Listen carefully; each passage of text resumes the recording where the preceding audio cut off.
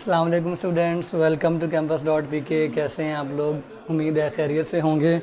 आज बहुत ही important day है, आप लोगों के मंथली टेस्ट भी स्टार्ट हो रहे हैं और पढ़ाई भी साथ साथ चल रही है और इसका वो भी चला गया है।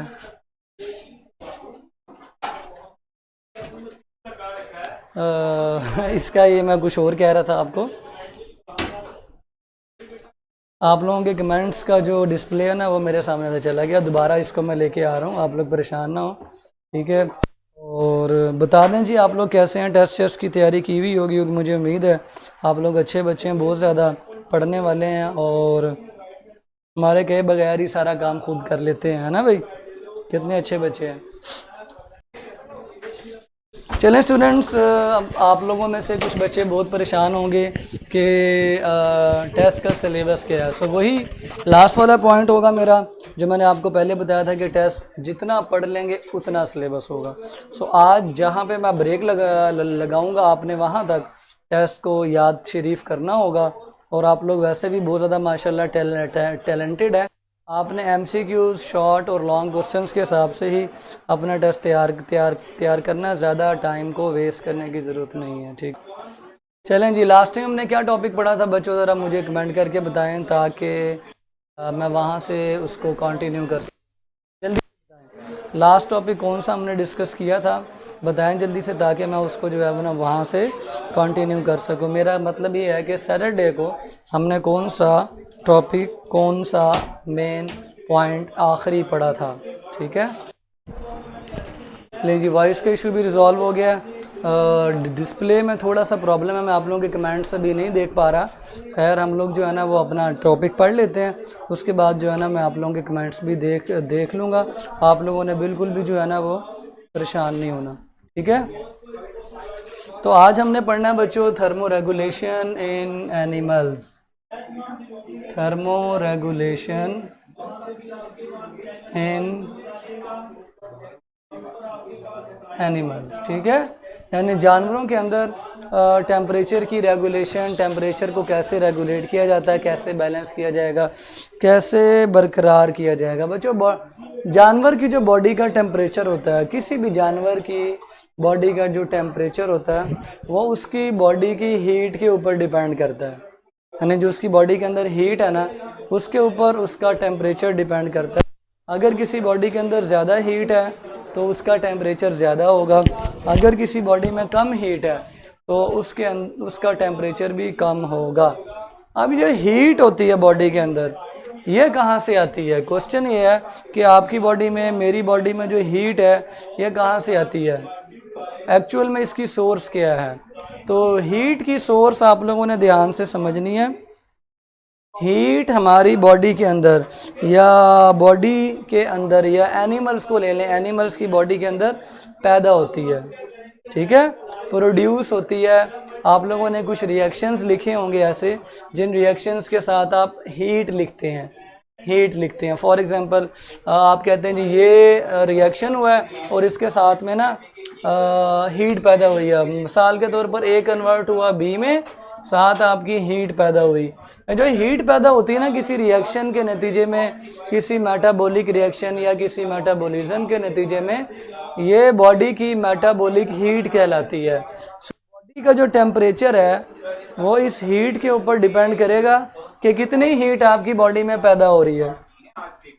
अब एक क्वेश्चन है आपसे कि अगर एक एनिमल या एक ह्यूमन कोई भी है, वो आराम से कुर्सी पे बैठा हुआ है और एक दौड़ लगा रहा है, रनिंग में है, बहुत तेज भाग रहा है, आप बता इनमें से किसकी बॉडी में हीट ज्यादा पैदा होगी? जल्दी से सोचें। एक आराम से कुर्सी पे बैठा है सुस्तों की तरह, और दूसरा जो है ना वो भाग रहा है, दौड़ लगा रहा है, बड़ा एक्टिव है और उसको दौड़ लगाते हुए काफ़ी टाइम हो चुका हुआ है, आधे घंटे से वो भागे जा रहा है। सो जहन में आपके क्या जवाब आएगा? जी बिल्कुल, वेरी गुड। जो बच्चा भाग रहा है, जो जानवर भाग रहा है, जो ह्यूमन भाग रहा है, उसकी बॉडी में हीट ज़्यादा पैदा होगी। सो एनिमल की बॉडी का जो टेम्परेचर है, बॉडी का जो टेम्परेचर है वो पहले किस पे डिपेंड करता है? वो पहले डिपेंड करता है कि आपकी बॉडी में कितनी हीट पैदा हो रही है, हीट प्रोडक्शन।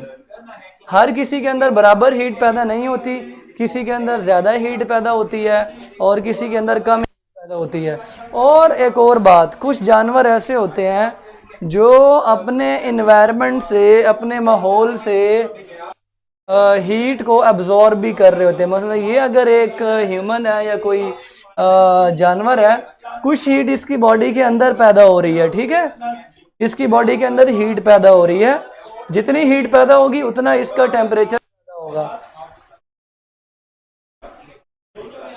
और दूसरा, ये अपने इन्वायरमेंट से हीट को एब्जॉर्ब भी कर सकता है और अपने इन्वायरमेंट में हीट को रिलीज भी कर सकता है, ठीक है। यानी इसके इन्वायरमेंट से हीट इसके अंदर एंटर भी हो सकती है और ये बॉडी से हीट को लॉस भी कर सकता है। अगर बॉडी के अंदर हीट एंटर ज़्यादा होगी तो इसका टेम्परेचर ज़्यादा होगा, अगर इसकी बॉडी से हीट लॉस हो जाएगी, हीट निकल जाएगी, तो इसकी बॉडी का टेम्परेचर कम हो जाएगा। सो सेकंड थिंग जिसके ऊपर बॉडी का टेम्परेचर डिपेंड करता है वो सिर्फ इस पे नहीं डिपेंड करता, वो इसकी इन्वायरमेंट के साथ जो लेन देन हुआ है, कभी इसने हीट ले ली, कभी इसने heat they the. So rate of heat gain और लॉस पर डिपेंड करता है। हीट गेन ज़्यादा हुई है इन्वायरमेंट से, ये इन्वायरमेंट है ना, सराउंडिंग है, हीट इन्वायरमेंट से इसकी बॉडी में एंटर हुई है, सो गेन ज़्यादा होगी तो टेम्परेचर इंक्रीज कर जाएगा, गेन नहीं बल्कि जब लॉस होगी तो टेम्परेचर कम हो जाएगा। सो खाली प्रोडक्शन पे नहीं डिपेंड करता, हीट की गेन पे और लॉस पर भी बॉडी का टेम्परेचर गेन करता है। इन दोनों का जो नेट बनेगा, जो फाइनल आंसर आएगा, वो बॉडी का टेम्परेचर डिसाइड करेगा। आमतौर पर जो इंफ्रारेड रेडिएशंस होती हैं, जो ज़मीन से निकलती हैं, जब सूरज की रोशनी ज़मीन पर पड़ती है ना, तो रिफ्लेक्ट होके वो इंफ्रारेड रेडिएशंस की फॉर्म में निकलती है। ये बड़ा मशहूर एमसीक्यूज़ है कि इंफ्रारेड रेडिएशंस जो होती हैं ये आमतौर पर हीट पैदा करने का सबब बनती हैं इन्वायरमेंट के अंदर। जो गर्मी होती है ना वो इन रेडिएशंस से होती है। फॉर एग्जांपल, ये अगर हमारी ज़मीन है, दिस इज़ अर्थ, और ये बहुत दूर सूरज है, सूरज से जो रोशनी ज़मीन की सरफेस पर पड़ेगी ना, वो पड़ने के बाद रिफ्लेक्ट होगी। आने वाली जो रोशनी होगी ये अल्ट्रावायलेट हो सकती है। रिफ्लेक्ट होने के बाद जो रोशनी, जो रेडिएशन ऊपर जाती है ना, जो टेम्परेचर बढ़ाती है, वो रेड होती है। ये आमतौर पर दिन के वक़्त हो रहा होता है, जब तेज़ शिद्दत वाली धूप ज़मीन पर पड़ती है ना, तो ज़मीन गर्म होती है, फिर ज़मीन में से गर्म शुआएं निकलती हैं, उन गर्म शुआओं को इंफ्रारेड रेडिएशंस कहा जाता है। और ये फिर इंफ्रारेड रेडिएशंस यहाँ मौजूद जितने भी जानवर होंगे उनकी बॉडी के अंदर गेन हो जाएगी, एंटर हो जाएगी और उनका टेम्परेचर बढ़ा देगी। सो ये तो सिर्फ जनरल चीज़ें थी कि टेम्परेचर कितना होगा, वो डिपेंड करेगा कितनी हीट पैदा हो रही है और कितनी गेन या लॉस। कौन सी रेडिएशंस हमारी बॉडी गेन करती है? इंफ्रारेड, ये हीट वाली रेडिएशंस होती हैं, ठीक है। अच्छा जी, अब हम देखते हैं कि हमारे एनिमल्स इनमें से किस कैटेगरी में फॉल करते हैं, उनमें कितनी हीट पैदा होती है, कितनी वो इन्वायरमेंट से लेते हैं और कितनी वो इन्वायरमेंट में लॉस करते हैं। ये सारी चीज़ समझाने के लिए साइंटिस्ट आए और उन्होंने जानवरों को, एनिमल्स को दो ग्रुप्स के अंदर जो है वो डिवाइड किया। इसको हम क्लासिफिकेशन नंबर 1 कहते हैं। क्लासिफिकेशन नंबर 1 के मुताबिक कुछ ऐसे एनिमल्स होते हैं जिनका टेम्परेचर इन्वायरमेंट के टेम्परेचर के साथ साथ बदलता रहता है। इन्वायरमेंट में टेम्परेचर कम हुआ, इनका भी कम हो गया, इन्वायरमेंट का टेम्परेचर बढ़ा, इनका भी बढ़ गया। सो ऐसे एनिमल्स को पोइकिलोथर्म्स कहते हैं। दे फ्लक्चुएट, फ्लक्चुएट का मतलब होता है दे चेंज, ठीक है। मैं आसानी से आपके सामने एक ही वर्ड लिख रहा हूँ, पूरी लाइन नहीं लिख रहा। फ्लक्चुएट या change their body temperature according to the environment. Environment में गर्मी हुई ये भी गर्म हो गए, एनवायरनमेंट ठंडा होगा ये भी ठंडे हो गए। सो इनका जो टेम्परेचर है वो डायरेक्टली एनवायरनमेंट के साथ रिलेट करता है, चाहे ये हवा में रहते हैं चाहे ये पानी में रहते हैं। So there body temperature changes, इनका बॉडी का टेम्परेचर चेंज होता है। एग्जाम्पल लिखते हैं जी इसके सामने, बल्कि एग्जाम्पल इसकी नीचे लिखते हैं और इसको हम कंपेयर करते हैं इसकी दूसरी टाइप के साथ। उसके साथ कंपेयर करने से पहले मैं आपको इसकी एग्जांपल बता दूं। इनवर्टिब्रेट्स, इनवर्टिब्रेट्स इसकी एग्जांपल है। इनवर्टिब्रेट्स के अलावा फिश, फिश इसकी एग्जांपल है। एम्फीबियंस, एम्फीबियंस इसकी एग्जांपल है। और रेप्टाइल्स भी अल्लाह भला करे आपकी, यानी अगर कोई फिश है ना, फिश आपको पता है पानी में रहती है, पानी का टेम्परेचर बढ़ेगा फिश का भी बढ़ जाएगा, पानी का कम होगा फिश का भी कम होगा, क्योंकि ये इन्वायरमेंट पे डिपेंड कर रही है, इन्वायरमेंट से हीट को गेन और लॉस भी कर रही है। एम्फीबियन पानी में भी रहते हैं, बाहर मिट्टी में भी रहते हैं, वहाँ पे इनको हवा से हीट गेन और लॉस करनी पड़ती है। रेप्टाइल भी इसी तरह ही है, ठीक है। सो बहुत ही इंपॉर्टेंट चीज़ कि इनका बॉडी का टेम्परेचर बदलता है, फिक्स नहीं रहता हमारी तरह। हमारा तो 37 पे रहता है ना, इनका चेंज होता रहता है। सो एग्जांपल आपने याद कर ली, बहुत ही इंपॉर्टेंट, ये कमेंट कर दें। पोइकिलोथर्म की एग्जांपल है invertebrates, fish, amphibian, reptile. Finger tips पे याद कर लें, चारों का नाम कमेंट करें, मिंट मारें बच्चों, मिंट मारें। दूसरे इसके मुकाबले में होते हैं homeotherms. Homeo mean same, therm mean temperature. इनकी बॉडी का जो टेम्परेचर होता है वो तब्दील नहीं होता। माहौल में टेम्परेचर जो मर्जी हो, कभी बढ़ जाए कभी कम हो जाए, इनकी बॉडी का टेम्परेचर जो है ना ये चेंज नहीं होता, बल्कि इनकी बॉडी का जो टेम्परेचर है ये रेगुलेट रहता है, ये मेंटेन रहता है और उसके अलावा चेंज नहीं होता। सो इसके बारे में हम लिखेंगे दे मेंटेन देयर बॉडी टेम्परेचर। इनका टेम्परेचर माहौल के मुताबिक कम या ज़्यादा बार बार नहीं हो रहा होता, मजाक नहीं बनाया हुआ इन्होंने। इसकी मिसाल हम खुद हैं, हमारा क्या बढ़ता कम जाता रहता है? बताओ कितना हमारा टेम्परेचर ऑप्टिमम, सबको पता है, अभी कमेंट करो जल्दी से। 4 नामों के बाद हमारा टेम्परेचर ऑप्टिमम का कमेंट करो जल्दी से। तो मिसाल क्या बनेगी? मैमल्स, क्योंकि हम खुद मैमल्स हैं। और बर्ड्स भी क्या होंगे? होमियोथर्म्स होंगे। सो 2 मिसालें होमियोथर्म्स की आ गई, ठीक है। जल्दी से मिसाल इसकी ये वाले 2 नाम भी कमेंट कर दें, याद करवा के भेजना है आपको, मिनट मारें, ठीक है, जल्दी से। मैमल और बर्ड्स का टेम्परेचर बार बार कोई मजाक बनाया हुआ है, हर बार नहीं। अब गर्मियाँ हो गई हैं, हमारा 50 डिग्री तक भी जा रहा है गर्मियों में, लेकिन हमारा फिर भी 37 है, क्योंकि हमारा बॉडी टेम्परेचर क्या हुआ है? मेंटेन। तो जो मेंटेन करते हैं वो क्या है? वो होमियोथर्म है। लेकिन आपको पता है ये वाली क्लासिफिकेशन ज़्यादा अरसे नहीं चली, ये रिजेक्ट हो गई। क्वेश्चन क्या है कि क्यों रिजेक्ट हुई ये वाली क्लासिफिकेशन? क्यों रिजेक्ट हुई? रिजेक्ट इसलिए हुई कि जब स्टडी की गई ना तो इस टर्मिनोलॉजी में बड़ी डिफ़िकल्टी आई, मुश्किलात आई। देखा यह गया कि जो फिश हैं, फिश में से कुछ ऐसी डीप सी फिशेस हैं, डीप सी फिशेस, वो फ्लक्चुएट नहीं करती अपना टेम्परेचर, बल्कि वो होमियोथर्म जैसा काम कर रही हैं। मीन वो बगावत कर रही हैं, वो अपने रूल पे अमल नहीं कर रही। वो क्या कर रही हैं? वो फ्लक्चुएट नहीं करती, बल्कि वो होमियोथर्म में आ रही हैं, मेंटेन। जब इनके ऊपर रिसर्च हुई तो पता चला कि ये फॉलो नहीं कर रही, डू नॉट फॉलो या डू नॉट फ्लक्चुएट। इनका टेम्परेचर फ्लक्चुएट या तब्दील नहीं होता। किसका भाई? डीप सी फिशेस का। इसका मतलब इस क्लासिफिकेशन में प्रॉब्लम है, इसको हम हर जगह अप्लाई नहीं कर सकते। There is a big problem. Deep sea fishes अपनी पोइकिलोथर्म्स की बात नहीं मान रही।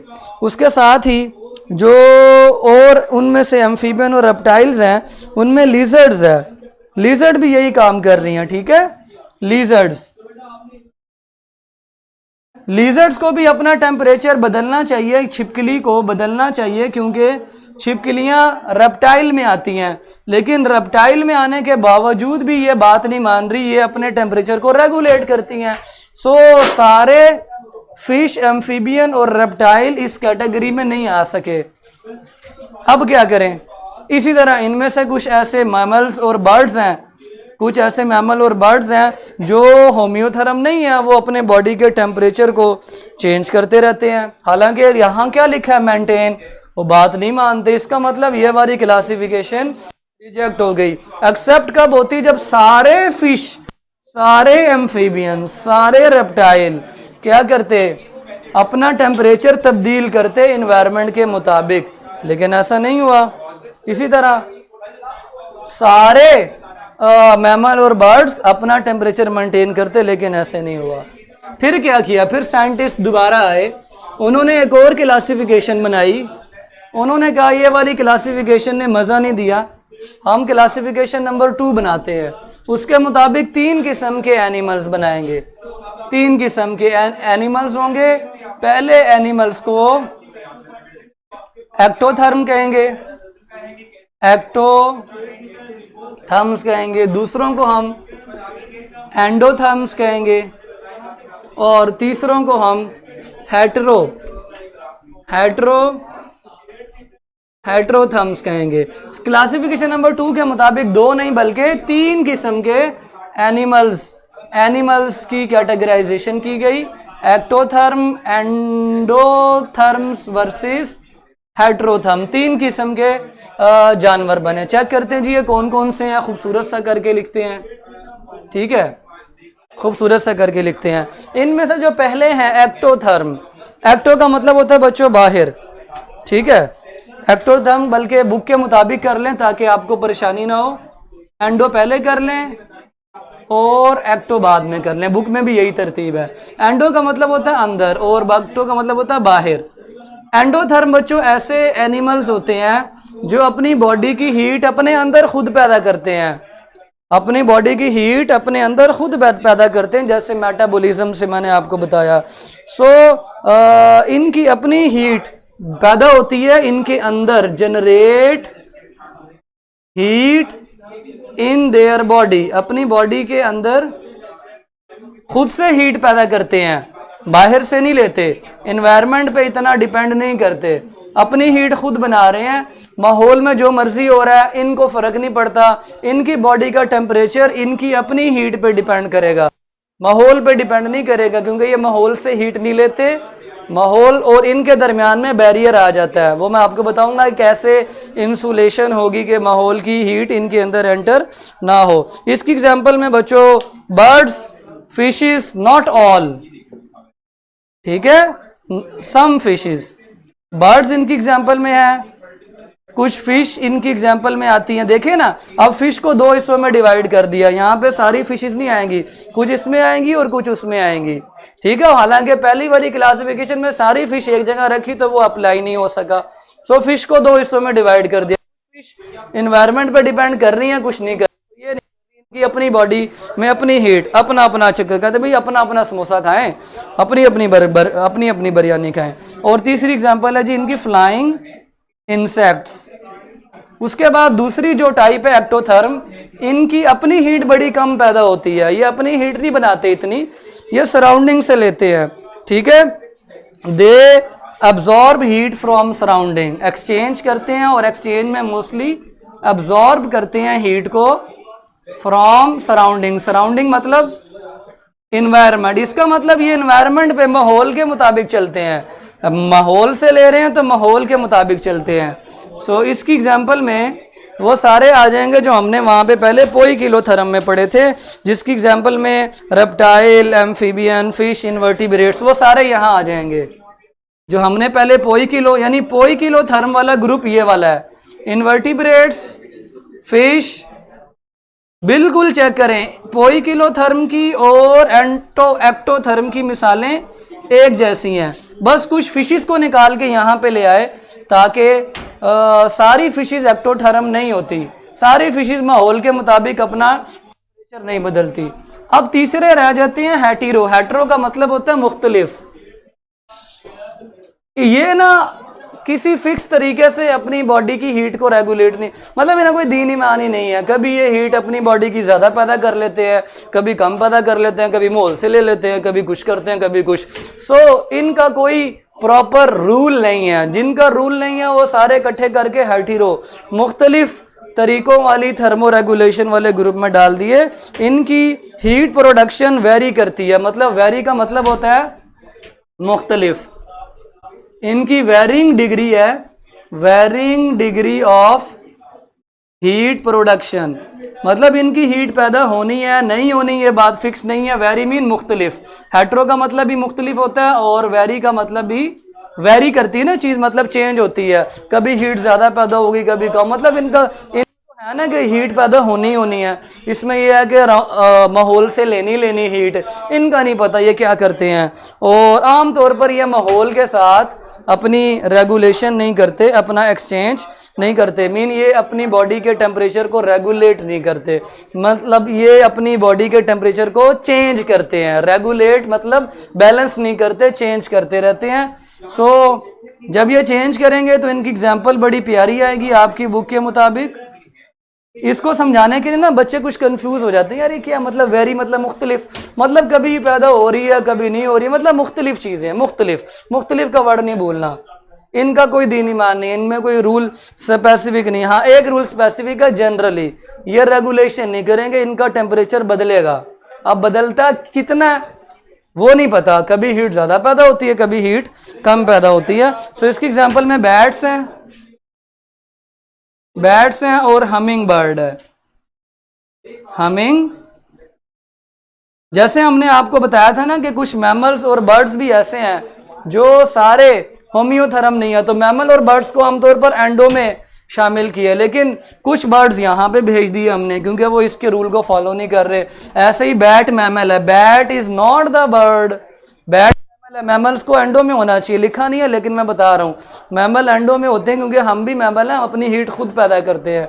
सो बैट्स को चूंकि वो इसके रूल को फॉलो नहीं कर रही तो उनके लिए अलग ग्रुप बना दिया, हेटेरोथर्म। इसका मतलब इस क्लासिफिकेशन के ऊपर हम लोग चलेंगे और ये वाली क्लासिफिकेशन एक्सेप्ट कर ली गई क्योंकि इस एग्जाम्पल्स जो है ना 2 नहीं बल्कि 3 किस्म के जानवरों की बनेगी। सारी फिशिज एक्टो नहीं है, उसमें सारी फिशिज पोई किलो थी, यहाँ पोई किलो नहीं है, यहाँ मेजोरिटी एक्टो हैं लेकिन कुछ एंडो भी हैं। सारे बर्ड्स और सारे मैमल एंडो नहीं है, कुछ मैमल और बर्ड्स हेटेरोथर्म भी हैं, जो मैंने आपको 2 मिसालें दे दी। इसका मतलब एनिमल्स के अंदर थर्मो रेगुलेशन के तरीके मुख्तलिफ हैं, हर ग्रुप का अपना अपना तरीका है, हर कोई अपने अपने मुताबिक चलता है। ये इसकी मिसाल तो ऐसे जैसे नई नई बहू आई है ना घर के अंदर, वो कहती मैंने तो अपने मुताबिक चलना है, मैंने तो नहीं आपके मुताबिक एडजस्ट करना। कुछ अच्छी बहू होती हैं वो एडजस्ट करती हैं, ये अपने मुताबिक ही चलते हैं। सो हर ग्रुप का अपना अपना तरीका है थर्मो रेगुलेशन का। एक्सप्लेन हमने इंशाल्लाह बाद में करना है, इसकी सिर्फ डेफिनेशन और एग्जाम्पल्स याद करनी है। अब क्वेश्चन ये है कि आपका टेस्ट का सिलेबस क्या है, ये मैं लिख रहा हूँ ताकि सारे लोग अच्छी तरह इसको नोट कर लें। Test syllabus is up to heterotherms तक आपका सिलेबस है। इसके बाद कोई वर्ड कोई डेफिनेशन नहीं आएगा। तमाम बच्चे बताएं क्लियर है? हेटेरोथर्म्स तक आपका टेस्ट है, इसमें सिर्फ डेफिनेशन और एग्जांपल्स आपने याद करनी है जो मैंने आपको टेबल में करवा भी दी हैं। ठीक है बच्चों, उम्मीद है कि आप लोगों ने अच्छी तरह टेस्ट को तैयार करना है। टेस्ट में क्या होगा मैं आपको यहाँ पे पैटर्न बता देता हूँ, पैटर्न के मुताबिक आपने तैयारी करनी है। ठीक है, एक तो लॉन्ग क्वेश्चन होगा, 4 नंबर यहाँ चले गए। ठीक है, उसके अलावा अगर हम 6 शॉर्ट क्वेश्चन डालें, ठीक है 6 शॉर्ट क्वेश्चन डालें तो ये 4 और 6 12 और 4 16 नंबर हो गए। ठीक है, बल्कि इसको हम 5 नंबर का करार देंगे और 8 MCQs ऐड कर देंगे। ठीक है जी, 8 MCQs के 8 नंबर होंगे, 6 शॉर्ट क्वेश्चन के 12 नंबर होंगे और लॉन्ग क्वेश्चन 5 नंबर का होगा। इस तरह जो है ना आपके 25 मार्क्स जो है ना उसका टेस्ट बनेगा। ये नोट कर लें। आप लोगों में से बहुत बच्चे पूछ रहे थे टेस्ट का पैटर्न क्या होगा। हर सब्जेक्ट के अपने अपने मुताबिक टेस्ट लेना है। मैं चाहता हूँ कि आप ज़्यादा MCQs और शॉर्ट की प्रैक्टिस ज़्यादा करें। लॉन्ग तो बच्चा छोड़ियाँ मार के भी लिख लेता है। MCQs सही होने चाहिए और शॉर्ट क्वेश्चन अच्छे होने चाहिए, तो आपको इंशाल्लाह प्रॉब्लम नहीं आएगी। ठीक है, चलें। हो सकता है मैं 10 MCQs करके 5 शॉर्ट कर दूं, ठीक है, लेकिन ये एक जनरल पैटर्न है जिसके मुताबिक आपने अपनी तैयारी करनी है। और हेट्रोथर्म से आगे कोई सवाल नहीं आएगा, अपने जहन में नशीन कर लें, हेट्रोथर्म से आगे कोई सवाल नहीं आएगा। इंशाल्लाह बच्चों मिलेंगे कल टेस्ट के बाद। उम्मीद है आप लोगों का टेस्ट बहुत अच्छा होगा। अपना ख्याल रखेंगे, टेस्ट को अच्छी तरह तैयार भी करेंगे। अल्लाह हाफिज़।